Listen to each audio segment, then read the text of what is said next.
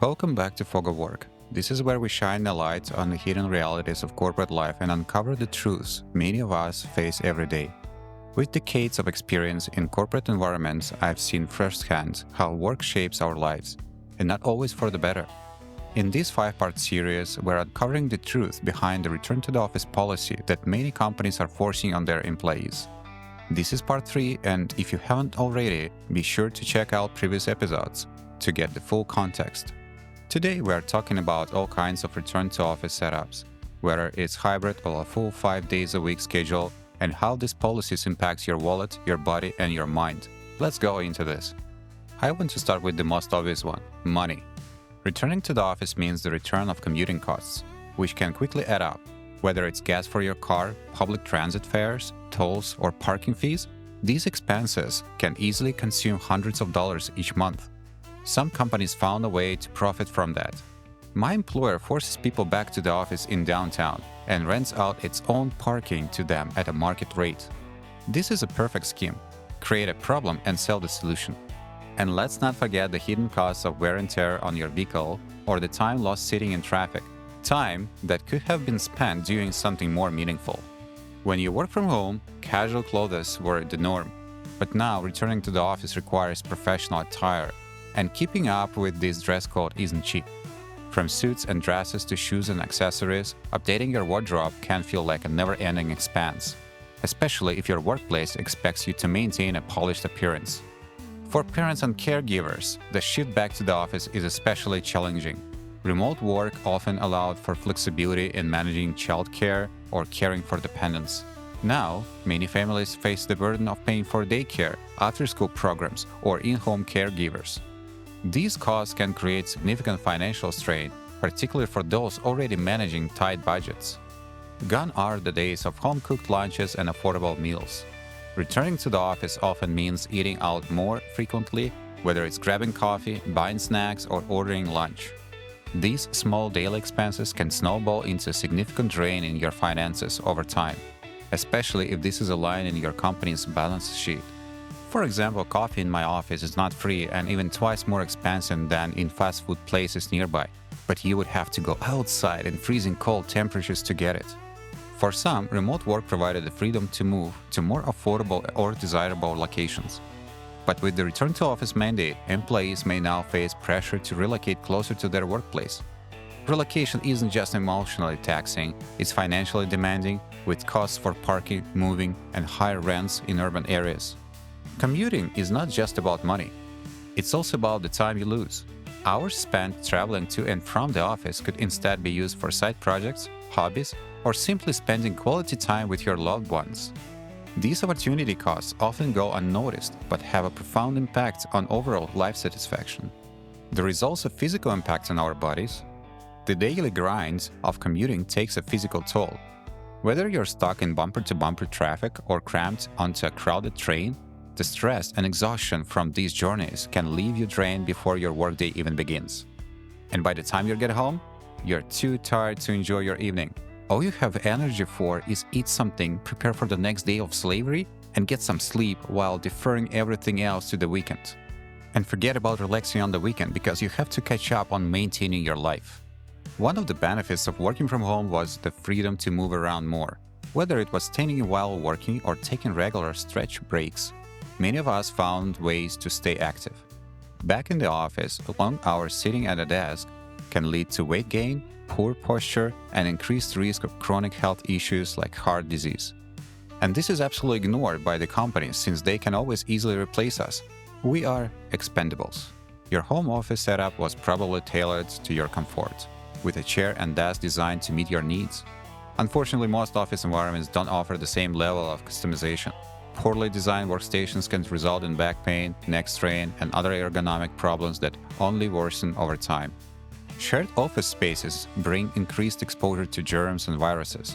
Whether it's the break room, meeting rooms, or elevator, the close proximity to others raises your risk of getting sick. Coupled with disrupted sleep schedules and higher stress levels, returning to the office can have a negative impact on your overall health. Adjusting to a rigid office schedule often means waking up earlier to beat traffic or catch the train, Over time, these early mornings can disrupt your sleep patterns, leaving you feeling tired and less productive. Chronic sleep deprivation can also weaken your immune system and increase your risk of long-term health issues. On top of this, there is also mental impact. Remote work gave many of us the freedom to design our days. Need to step out for a quick errand or attend a child's school event? No problem. But returning to the office takes away that autonomy, leaving you stuck in rigid schedules that don't always align with your personal life. The demands of commuting, adapting to an office environment, and balancing work with home responsibilities can feel overwhelming. Many of us are finding that the return to the office brings back old stresses we thought we'd left behind, making it harder to focus and stay motivated. Let's face it, offices aren't always the most productive places. From loud conversations to unplanned meetings, distractions are everywhere. At home, you had control over your environment, creating a space that worked for you. In the office, that control is gone. Office environments often come with their own set of challenges, like navigating among certain groups, favoritism, or unnecessary small talk. For many, these dynamics are emotionally draining and detract from the collaborative spirit workplaces aim to foster. If you value solitude and independence, the return to a busy office can feel overwhelming. The constant interaction and pressure to engage socially can take a serious toll on your mental health, leading to anxiety, burnout, and even depression. Being away from home more often means less time with your loved ones. For parents and caregivers, this can lead to guilt and strained relationships, as you struggle to balance professional obligations with personal commitments. And let's not forget about some broader implications. The return to commuting has serious environmental consequences. More cars on the road mean higher greenhouse gas emissions, undoing many of the environmental benefits gained during widespread remote work. For those who care deeply about sustainability, this reversal can feel particularly frustrating. I try not to roll my eyes up every time I hear that my company strives to achieve the net zero goal with lower carbon emissions, while forcing 12,000 people who were perfectly fine working remotely for 4 years to drive to the office every day. Commuting doesn't just take a toll on your wallet and health. It also robs you of time. Hours spent traveling to and from work could be better spent on personal development, relaxation, or quality time with family. Over the years, this lost time adds up to a significant cost. Personally, even with the current hybrid mode of 3 days per week in the office, I have to waste extra 6 hours on commute every week. This is almost a full working day. The time expense is completely handed over by the company to me without any negotiations. Let's think about our colleagues. Hybrid work arrangements often create an uneven playing field between in-office and remote employees. Those who continue to work from home may feel excluded from key decisions and opportunities, while in-office workers may face resentment for perceived advantages. This divide can harm team cohesion and morale.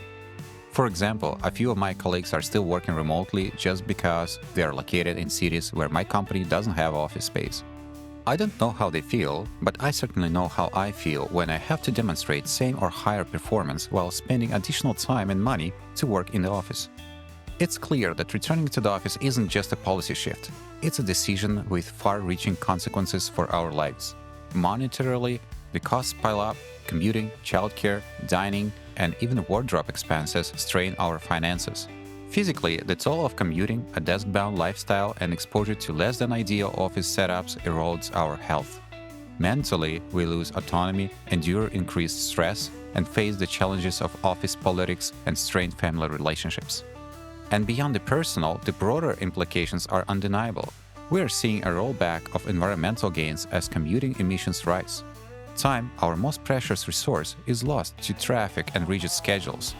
Hybrid models, meant to strike a balance, often end up dividing teams and creating inequality. So where do we go from here? It starts with recognizing that these policies don't affect everyone equally, and that the toll they take goes beyond professional life. The question isn't just about productivity or company culture. It's about well-being, fairness, and the future of work itself. Thanks for hanging out with me today.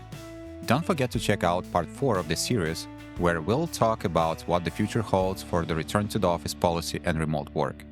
Until then, take care of yourself and remember, you're not alone in this. Let's go through the fog of work together.